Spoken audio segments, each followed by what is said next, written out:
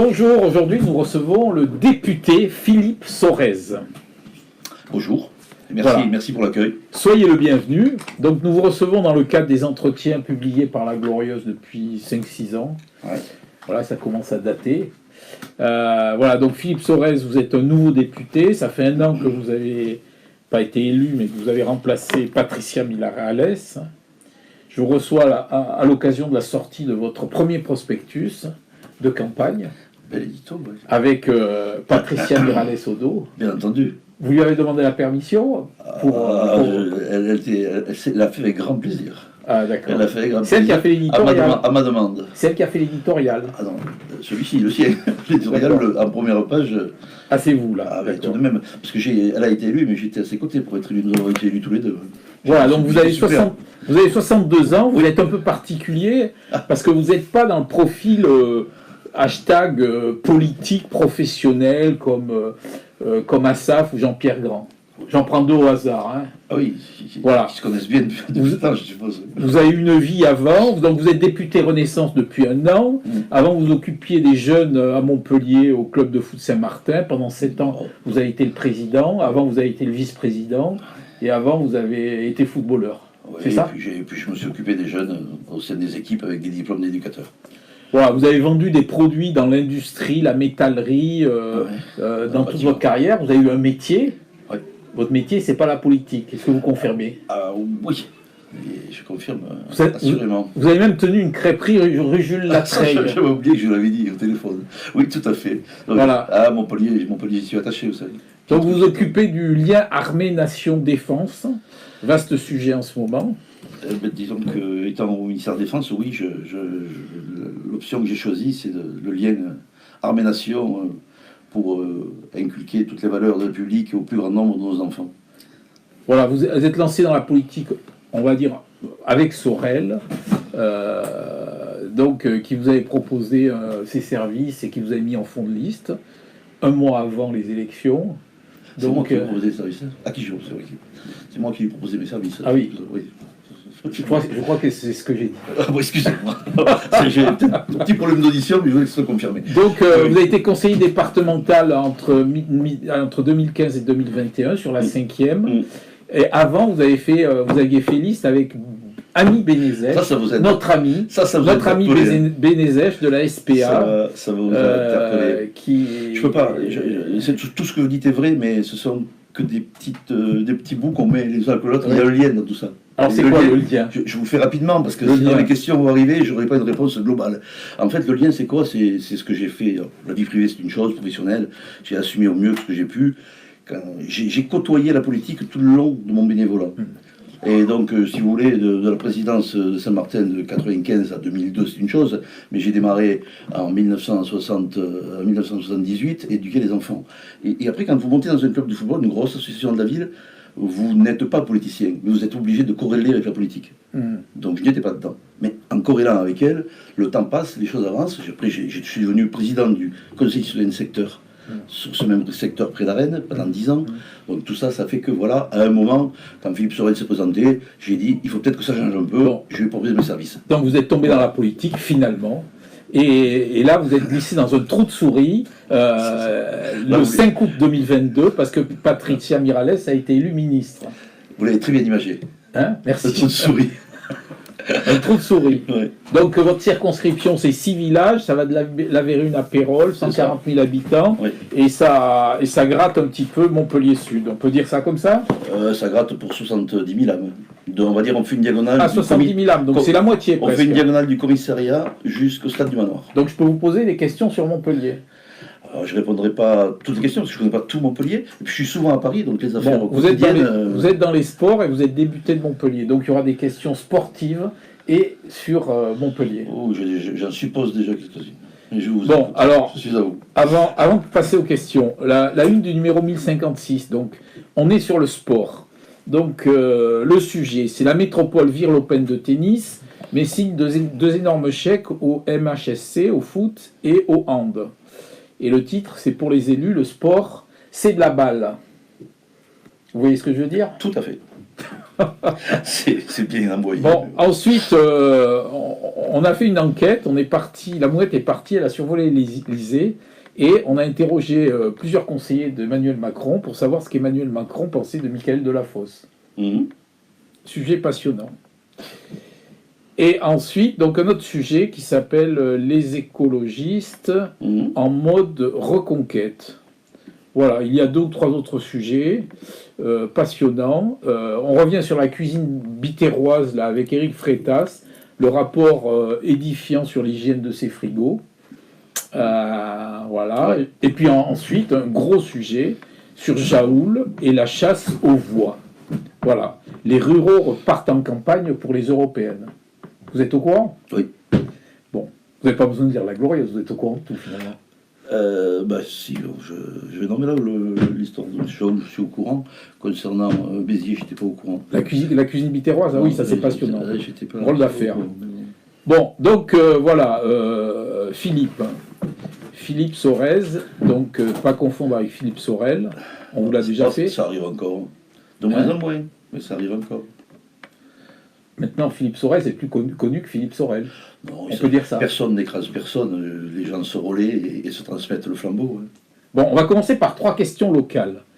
Alors, il se dit à Montpellier que Michael Delafosse, depuis le début de son mandat, l'idée de supprimer l'Open Sud de France, c'est sa meilleure idée.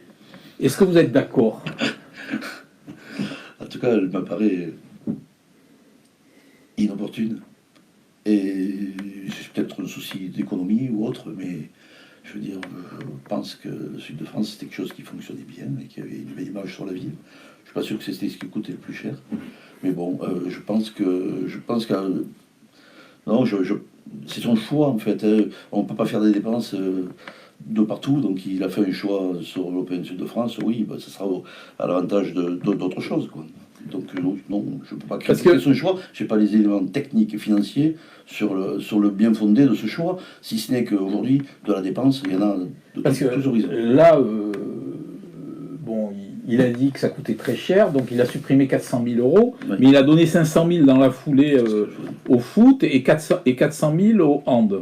Ou le contraire, il y a le phénomène du gymnase au hand aussi. Voilà. Je n'ai pas lu l'article parce qu'on me fait découvrir. Mais... Donc voilà, donc pour vous c'est une mauvaise idée. Pour beaucoup c'est une très bonne idée d'avoir supprimé cette Open de France. Toutes les idées peuvent être bonnes. Il faut avoir les éléments pour savoir s'il fallait la prendre ou non. Bon. Mais si on enlève de l'argent, aujourd'hui, moi quand vous parlez de sport, quand vous parlez de handball, quand vous parlez de football, quand vous parlez de c'est très bien. Mais moi je reviens à ce qui a fait l'histoire pour laquelle je suis ici. C'est que dans tous ces sports, il y a plein de jeunes dans les quartiers. Et il faut en parler aussi. Donc je sors de votre sujet. Oui, mais enfin, l'Open de tennis, l'argent qu'on donne au hand et au foot, c'est pas pour les jeunes dans les quartiers. Justement, je veux dire, quelque part, au moment, le sport, il n'a pas de barrière. Alors le football, il l'a fait, c'est son choix.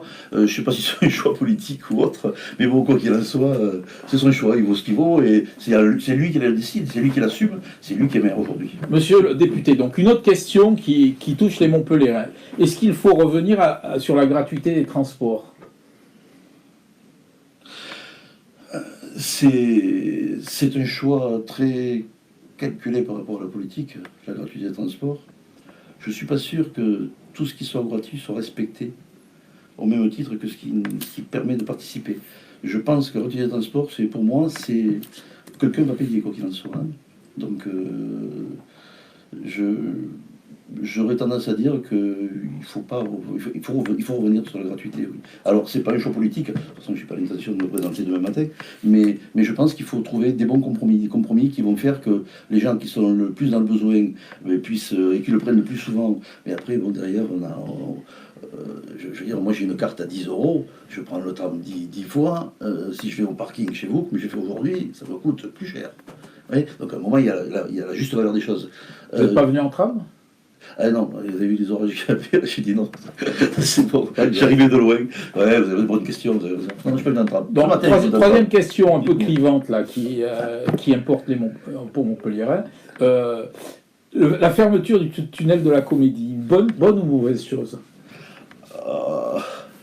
J'aurais tendance à vous dire que la fermeture de l'avenue Albert Dubourg me contrarie beaucoup plus. Mais bon, je réponds une question pour une question. Albert Dubout, vous voyez. Oui, non, mais bien sûr. Celle-ci me contribue beaucoup plus. La comédie, si c'est pour arriver à organiser quelque chose de différent, mais enfin bon, ça a été fait par les taxiteurs, par les gens qui travaillent. Bon, si par exemple des gens qui sont dans votre parti revenaient aux affaires à Montpellier, est-ce qu'il faudrait réouvrir le tunnel de la Comédie? Moi, je pense que pour aller d'un côté de la ville à l'autre, à un moment, peut-être qu'il faut l'organiser différemment pour que la circulation ne se fasse pas. Mais je pense que le tunnel de la Comédie, c'était quand même une artère qui permettait d'aller d'un côté à l'autre. Je me trouve à la préfecture pour entrer sur Montpellier Sud, je suis obligé de partir à Mas d'Hôtesse. C'est complètement démoniaque. On sait pas oui, pour traverser la ville, c'est fou. Donc, si. Autre chose. Donc, alors revenons à la venue là, du président de la République, Emmanuel Macron, et l'apéro de Pérol. À la Gange. L'apéro de Pérol. Ouais. Donc il y avait Patricia Miralles, Hugues Moutou, Jean-Pierre Ricot. Ça là, je ne m'y attendais pas, mais bon, j'ai la réponse. Allez-y. Est-ce que vous comprenez de ne pas y avoir été invité en tant que député du secteur? Je sais que ça peut être un sujet pour vous interrogatif et qui peut mettre un peu de la braise. Ça s'est fait, je pense que ça s'est décidé, parce que le soir même, je dînais avec Patricia et nos équipes. D'accord. D'accord. Chez un de mes attachés parlementaires. On était ensemble. Donc vous savez, avec Patricia, il n'y aura jamais aucune zone d'ombre. Jamais. À partir de là, je pense que tout s'est décidé dans la voiture. Mais c'est très bien. Et puis ça a fait jaser. C'est parfait. Voilà. Dans la voiture de qui? Non, mais... moi, j'étais pas à la voiture avec le président. Dans la voiture du préfet? Dans la voiture je pense qu'elle était avec le préfet, je ne sais pas avec qui elle est partie. Et moi, je suis revenu avec Laurence Christol et monsieur le sénateur Grand en voiture. Enfin, déjà à partir de Ganges. Alors, quels sont les rapports avec votre mentor et homonyme Philippe Sorel, qui ne vous a pas soutenu lors des départementales 2021, que vous avez perdu? Vous êtes bien je fais 10%. J'essaye de m'informer. Hein. Ouais, c'est bien, c'est bien. Alors, vous savez, moi, je ne suis pas quelqu'un de rancunier. Philippe Sorel, il ne nous a pas soutenu. Je ne sais pas trop ce qu'il a voulu faire, mais bon, moi, Philippe Sorel, il n'aurait pas été là. Je ne l'aurais pas un petit peu poussé, je ne serais pas où je suis. Donc, je sais me rappeler des choses et être fidèle. Donc, j'ai pas de souci à ce niveau-là. Il a fait un choix à ce moment-là, mais le premier choix, c'était de me faire confiance. Quand je lui ai dit, il faut que j'y aille, sinon, j'irai quand même. Voilà. Mais je sais pas, moi, vous savez, il faut que la vie continue. Et se faire des ennemis, c'est pas une solution pour avancer. Donc Philippe Sorel ne sera pas un ennemi. Ça sera peut-être plus un collaborateur pour les élections, je ne sais rien. Je pense pas, non. Mais voilà. Alors parlez-nous de votre métier de député, que vous avez découvert il y a un an. Je pense ça plutôt comme une mission de député, comme métier de député. Mon métier, je l'ai quitté. Ouais.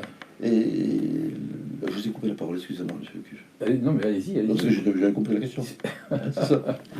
Donc, parlez-vous de notre mission, alors, de votre mission de député. La mission de député, si vous voulez, j'aurais tendance à vous dire que, très rapidement, suppléant d'une députée qui devient ministre, bon, déjà, j'en ai déjà monté là-haut, le rôle d'un suppléant aujourd'hui, en tant que suppléant, n'est pas suffisamment reconnu.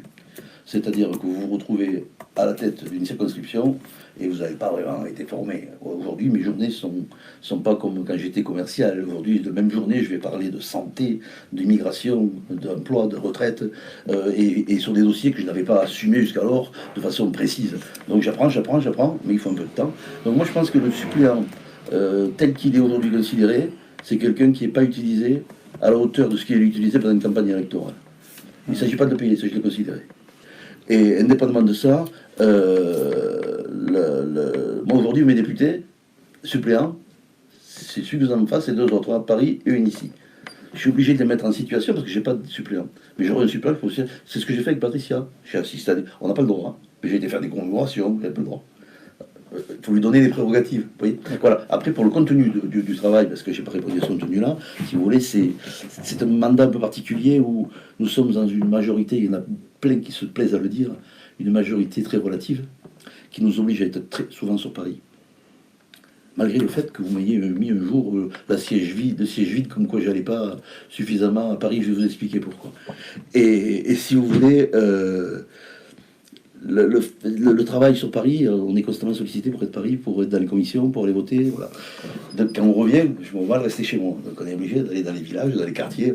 Je peux pas me plaindre, c'est une mission enrichissante. Plein de gens vous êtes à ma place. mais c'est une mission qui nécessite quand même un travail, une concentration et une capacité à déléguer aux autres. Voilà. Pour revenir sur la petite astuce de la Gazette, de la Glorieuse, pardon, excusez-moi, petit lapsus, de la Glorieuse, en fait, quand vous tapez sur député.fr, vous voyez que je suis quasiment absent à beaucoup de choses au niveau de Paris. Et c'est pas là-dessus qu'il faut aller voir. Il faut aller voir sur Datan, D-A-T-A-N. Parce que Datan, c'est la présence à l'hémicycle. Et là, je suis 160e, sur 577, tout en habitant Montpellier. Sur l'autre, il apparaît toutes les présences. Comme je suis dans la commission de la défense, vous tapez n'importe qui à la défense. Ils sont tous en rouge, parce qu'on est souvent dans des commissions à huis clos. Voilà. Juste pour la petite information. Vous êtes dans le rouge alors? Sur la partie commission défense, parce que je suis dans le rouge, je suis 160e dans présence à l'hémicycle. C'est bien 160e? C'est bien, c'est mieux que 577e. C'est dans le premier tiers. Pour un gars qui a vu à Montpellier. Ce qui est bien, c'est dans les 50 premiers. Hein. Ce qui est beau, mais ceux qui sont dans les 50 premiers, ils sont beaucoup à Paris. Ils sont sur place. Moi, j'ai une circo à faire tourner en bas. Ceux qui m'ont élu, c'est pas les Parisiens. Il faut que j'y aille pour travailler les lois, c'est les gens d'ici. Alors, vous m'avez toujours pas dit ce qui était intéressant et ce qui était dur dans le métier. Enfin, dans la mission, excusez-moi. Alors, je peux pas tout dire, mais je vais vous donner... Deux choses. Une chose qui est intéressante et une chose qui est pénible. Ce qui est intéressant, c'est les rapports, la montée en compétence, tout ce qu'on peut apprendre pour arriver à le traduire sur la circo, à l'entendre et à essayer de le remonter. C'est le principe des vases communicants. Ça, c'est riche, intéressant, et c'est pas limité. C'est-à-dire, quelque part, on ne sait pas où ça va s'arrêter. Mais il faut avancer. Ce qui est un peu compliqué, peut-être, c'est la capacité à transcrire en haut. Mais le poids de la réflexion, il faut arriver à vite le remonter, et à le remonter de façon solide et cartésienne. Et c'est là que c'est un peu plus délicat. Le remonter à qui? Le remonter en faisant une PPL ou en remonter à la commission. C'est-à-dire quoi une PPL? Disons qu'en faisant un projet de loi. D'accord. Voilà, donc si vous voulez, il y a ça, mais il n'y a pas que le phénomène du projet de loi, il y a que quelque part, en face, on a avec nous, et parfois en frein, une administration qui est très lourde. Vous interpellez parfois le Premier ministre ou certains ministres? Je l'aurais écrit sur les phénomènes de l'eau, j'ai écrit à l'agriculture, à la santé, à la biodiversité, les courriers à des ministres, j'en fais régulièrement. Puis il y a un moment à l'Assemblée, peut-être que tout le monde qui n'est pas à Paris n'est pas au courant, c'est les questions au gouvernement, qui sont souvent houleuses le mardi après-midi, mais à la sortie des questions au gouvernement, on peut interpeller un peu comme on veut. Ils sont disponibles pour les députés, c'est quand même leur rôle. Alors, si Patricia Mirallès arrête, là, si elle est virée là, par Macron, est-ce que du jour au lendemain, vous arrêtez d'être député? J'ai 2 petits-enfants à Dunkerque que je vois jamais. Une fille à Toronto, une fille à Dunkerque. Je vois pas le choix. J'arrête d'être député. Vous arrêtez du jour au lendemain? C'est elle qui replace. Dans le programme? Non, il y a un mois. Ouais, parce qu'après-guerre, il y a eu beaucoup de mouvements et ils avaient gardé. Il y a un mois de reprise de fonction. Mais bon, moi, pour moi, c'est complètement validé dans mon esprit, si ce n'est qu'aujourd'hui, ce qui était vrai il y a 4 mois, je m'étais dit, si ça arrive, c'est pas grave. Aujourd'hui, je commence à travailler sur des dossiers que j'ai commencé à construire. Mais bon, je lui expliquerai les rôles arabes, bien mieux que moi. C'est pas un souci. Vous lui expliquerez bien. Bien sûr. On comprend ce qu'on parlait déjà. Quelles sont les différences que vous faites entre les Républicains et Renaissance?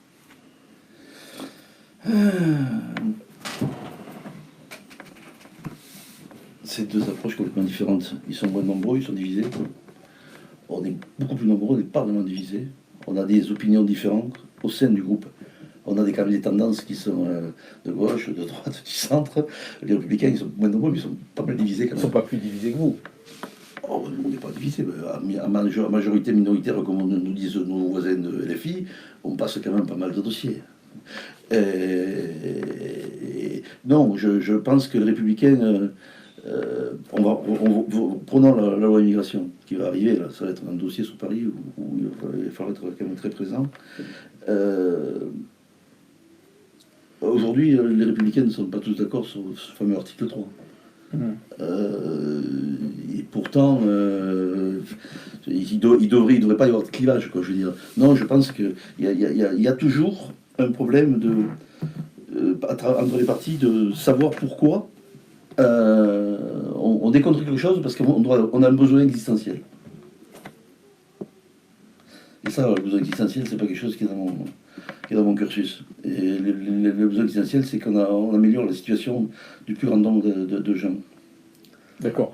Bon, alors vous êtes spécialisé dans l'eau. La semaine dernière, le Canard enchaîné a sorti un dossier sur l'eau du robinet qui était polluée. Bon, il y a le patron de l'ARS qui est monté, qui a dit que circuler, il n'y a rien à voir. Aucune enquête a été faite. Voilà. La patate chaude, je ne sais pas à qui se l'est refilée, mais il n'y a pas eu de vérification de scientifiques et d'associations pointues dans le domaine. Voilà, ça s'est passé comme une lettre à la poste. Qu'est-ce que vous dites là-dessus? Alors, quand je vous dis que je suis spécialisé dans l'eau, depuis le 5 août 2022, non, j'ai mis en corrélation toutes les compétences de l'eau que je connaissais sur Montpellier, où l'eau, j'estime qu'il y a une intelligence de l'eau à Montpellier, avec des gens qui sont compétents et qui m'ont beaucoup aidé pour monter un peu en compétence. Moi, aujourd'hui, je ne suis qu'un relais de réseau. Je n'ai pas d'intention et je n'ai pas l'ambition d'en faire beaucoup plus. C'est leur métier. Sur l'eau polluée, c'est quand même un sujet. Et alors, je vais revenir sur l'eau polluée. Mais moi, quand je vous parle d'eau, quand vous parlez d'eau, moi, je vous parle de traitement des eaux usées, je vous parle d'économie d'eau, et de points de difficulté. Alors, concernant l'analyse de ce qui a été fait par rapport à ce qu'avait dit M. Jaffre, vous avez raison. Ouais, vous avez raison. Moi, je n'ai pas lu de choses particulières. Il n'y a pas de sujet. Il est arrivé, il a dit circuler, il n'y a rien à voir. Je vous ai répondu à la partie de l'eau dont je m'occupe. Sur cette partie-là, je ne vais pas sortir mon joker, mais je veux dire, je n'ai pas les éléments pour vous répondre. D'accord. Alors, autre problème de pollution de l'eau, c'est les étangs. Donc, il y a des poissons qui meurent en pagaille, on peut dire ça comme ça, joli, en pagaille dans l'étang du Méchant. Ouais. Et là, c'est pareil. Les écologistes, on les entend pas. Les députés, pas beaucoup. Le maire de Latte, il a dit que tout allait bien. Voilà. Concernant ces poissons qui sont décédés, là, je parlais récemment. Là. Mais ça, c'est dans votre circonscription en plus, l'étang du Méjean. Oui, tout à fait. Et si vous voulez, quelque part, je pense que concernant ça, il y a certainement des études qui ont été faites, mais je vais me renseigner dessus, vous avez raison, parce que je pensais que c'était les pêcheurs. Les pêcheurs d'en parler, moi je suis sur Palavas, sur Villeneuve. Et aujourd'hui, je pense que l'étude se fait, mais il parlait des entrées. En fait, on a eu beaucoup d'entrées salines. Vous l'avez entendu largement, beaucoup d'entrées salines. Aujourd'hui, les entrées salines dans nos eaux de rivières et autres, il n'y a rien de pire. Il n'y a rien de pire pour. Et je pense qu'il y a beaucoup de morts de poissons qui ont été liés à ça. Mais faut, pareil, même dossier que l'ARS, c'est des dossiers qui sont assez frais quand même, et qui nécessitent des études. Quand on sait le temps qu'ils mettent pour faire une étude. Mais bon. Alors, quel est le climat aujourd'hui à l'Assemblée avec vos copains de la NUPES là? Est-ce que les clashs continuent à la buvette? Vous savez, la buvette, j'y passe pas trop de temps, mais il n'y a pas de clash à la buvette. Il n'y a pas de clash à la buvette? Moi, je l'ai jamais vu. D'accord. Il peut y avoir des clashs dans l'hémicycle, vous les voyez autant que moi. Mais vous savez, quand moi, il m'arrive de discuter avec des gens de LFI et des gens du RN, peu, pas tous, mais c'est pas toujours les mêmes discussions qu'il peut y avoir au sein d'un hémicycle où tout le monde se croit. Tout le monde. Voilà. Donc aujourd'hui, pour mieux comprendre comment tout le monde fonctionne, il ne faut pas s'isoler, sinon on n'y arrivera pas. Alors, on va faire un petit retour sur Montpellier. Là, en ce moment, le maire de Montpellier n'arrête pas de dire que après lui, le déluge. C'est-à-dire que si c'est pas lui qui est maire, c'est la NUPES. Est-ce qu'il y a une alternative entre lui et la NUPES? Est-ce qu'il y a un trou de souris? C'est bizarre parce qu'il a été élu avec la NUPES et avec les écologistes. Oui, c'est un peu après lui le déluge, c'est la campagne de Russie. Alternative aujourd'hui, je sais pas. Je sais pas, en tout cas, moi je croise beaucoup de gens dans Montpellier qui me disent que ça va pas.